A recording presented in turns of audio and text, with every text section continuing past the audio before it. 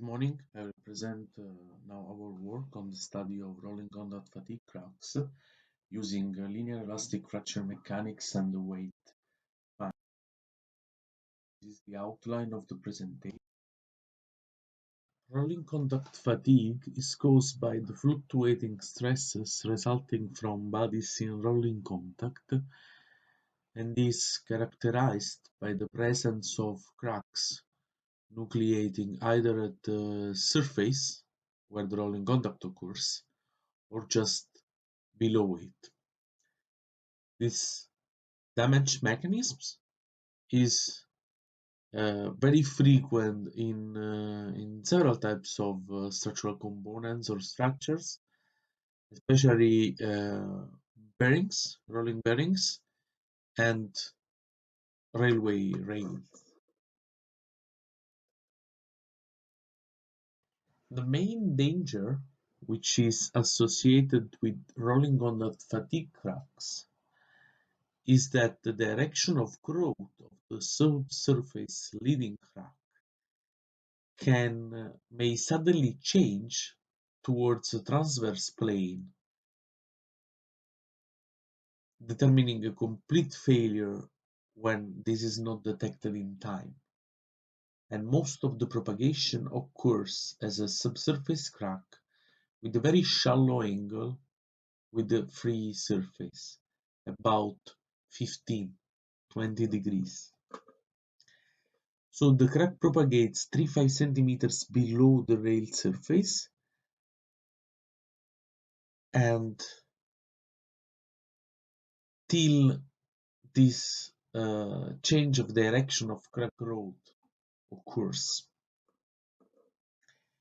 Rolling contact fatigue cracks in rails were studied quite extensively from a phenomenological point of view from many authors, which collected all the relevant information concerning the influencing factors for crack initiation and growth, and this span from the effect of mixed mode crack growth to the effect of lubricant and moisture, residual stresses, different microstructures encountered by the crack front while it grows, and therefore different material properties. In the present paper, we present a 2D model for crack analysis in rails using the weight function method.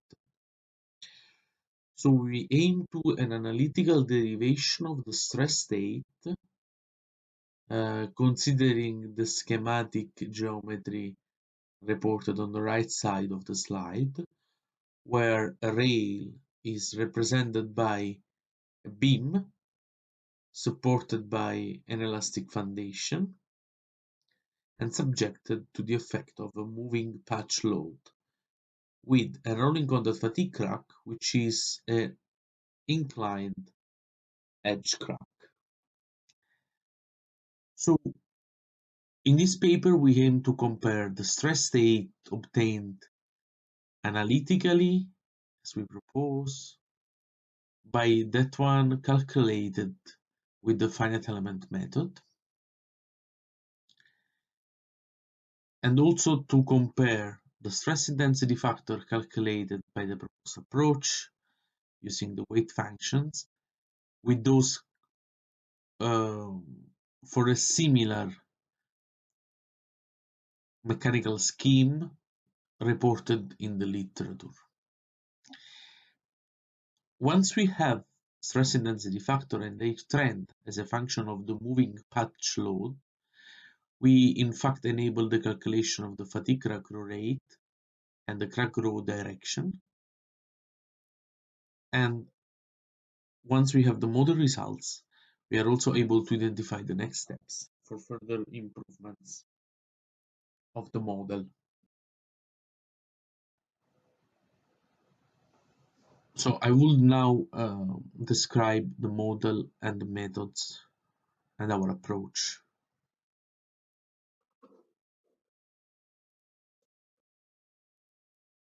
The weight functions allow calculation of stress intensity factor for any possible load once that indeed the weight functions are known for a specific geometry.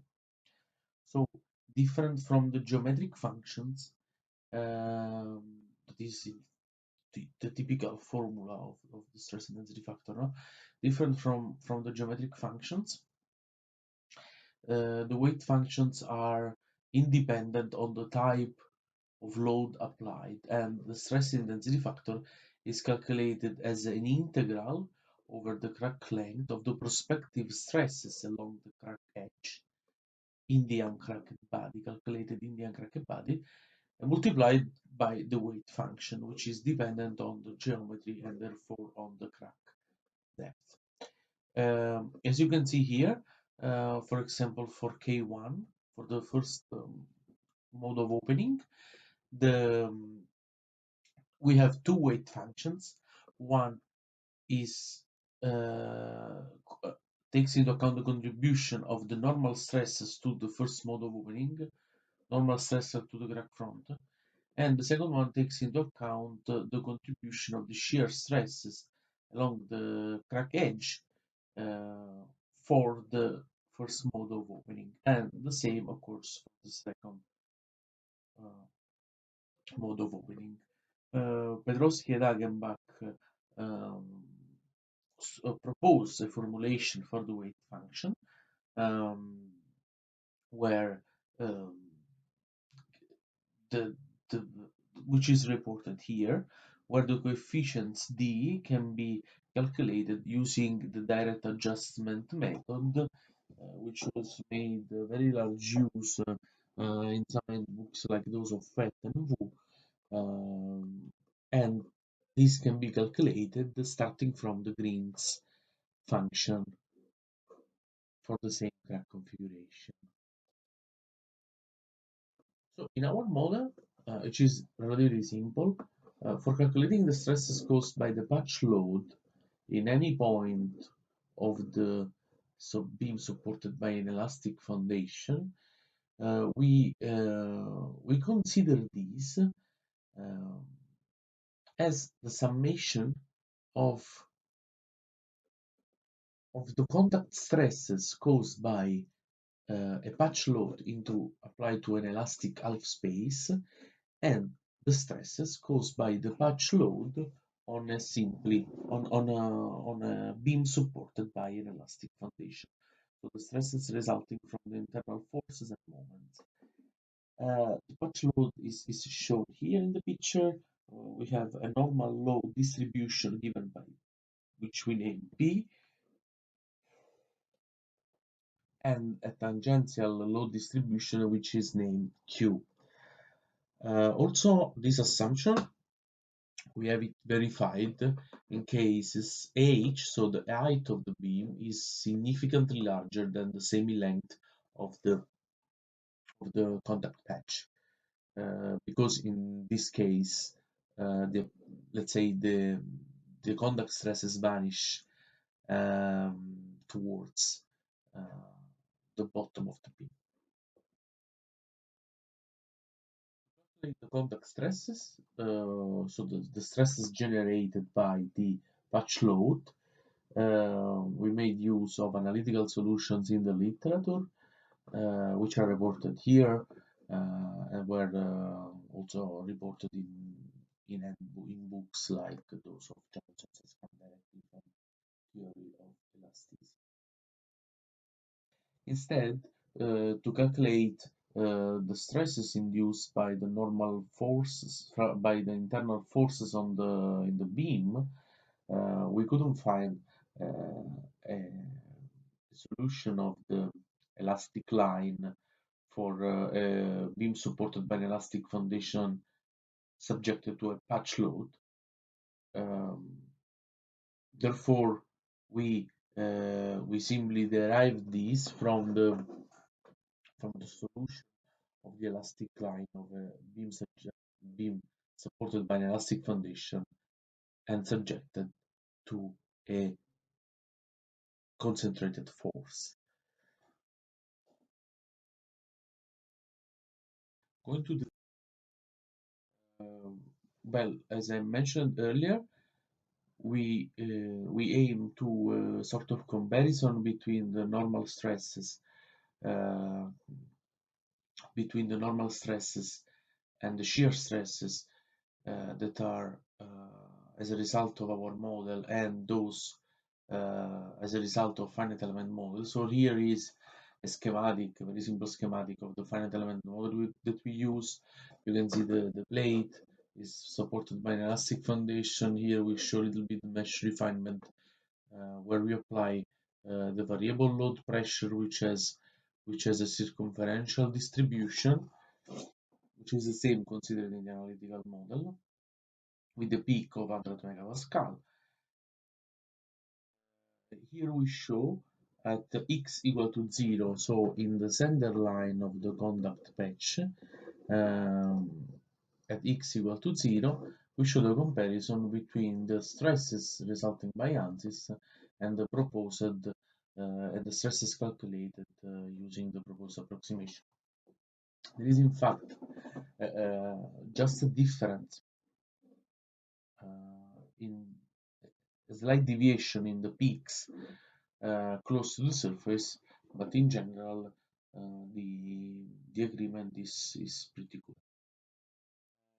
The same we repeated at x equal to 10 millimeters, 10 times the width of the contact patch, so outside of the contact patch, where we also see, let's say, a reasonable agreement between the normal and tangential stresses. As a result of the application of the model, we also aim to compare the trend of the stress intensity factor resulting from the application of the model and the use of the weight functions for both mode of opening for the considered geometry. In order to have a comparison with the values in the literature, we selected the most similar model to the one that we considered in this work, which is the one of Bogdansky in 1999, where we can see that there is a rolling disc or a wheel, if we prefer, rolling over a finite width plate with the inclined crack. We use exactly the same inputs for what we could, so we use the same crack inclination angle and length. But of course, there are differences in this model. We can see, however, that despite this difference that I'm going to explain soon, despite these differences, the trend, at least the trend, of the stress intensity factor for both mode of opening is pretty similar. Uh, what are the differences due to? Well, first of all, the boundary conditions. In this case, Bogdansky used a full hinged plate on three sides, except the side where the load is applied. Whereas in our case, we have a plate supported by an elastic foundation. So this is the first difference. The second difference is that Bogdansky introduces the load by actually modeling the contact, and he selects a frictional contact as to show the results of his model. So a patch load is substantially different, and we can see this especially also in this region. So for the stress intensity factor for the first mode of opening, when the contact patch is just above the crack, well, in case we apply a patch load, we have a sudden change into the K1, the crack immediately closes as far as the patch load is on both edges and therefore tends to close the crack. Instead, in the case of a moving wheel, since as a result of the contact, it's sort of displacement controlled situation, this behavior is way smoother. And also For the K2, Bogdansky shows a plateau in this case, whereas we have a more continuous trend of the stress intensity factor for the second mode of opening. Should say that uh, this type of trend is not uncommon in the literature. There are also other papers that report indeed the trend like the one we extracted and not a plateau as Bogdansky did. So we attribute this difference mostly to these two effects, different boundary condition and different load applied. Although being similar, we will never expect exactly the same values of the stress intensity factor, but qualitatively a similar trend, which is more or less what we obtain. Then an analytical model is proposed for the stress intensity for the calculating the stress intensity factor of an inclined edge crack subjected to a moving patch load, which is a scheme often used to represent rolling contact fatigue in rails. The stress state obtained by the approximate analytical solution is comparable to the finite element results that were proposed, and also the SIFs, the stress intensity factors obtained using the proposed approach, are similar to those of the previous literature. To previous literature. So thank you for your attention, and I would like to answer your question during the session.